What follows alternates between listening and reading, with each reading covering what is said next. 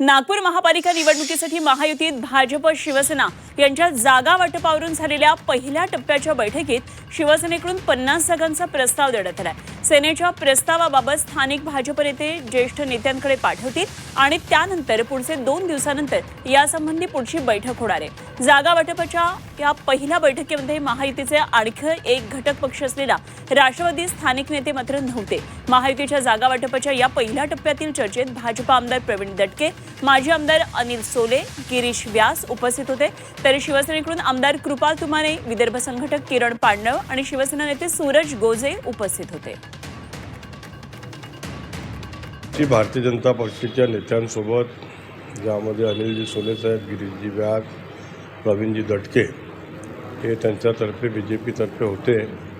आम्ही आता आमची सर्व चर्चा झालेली आहे. आम्ही 50 आमच्या उमेदवारांची प्रभागासहित यादी त्यांना सुपूर्द केली.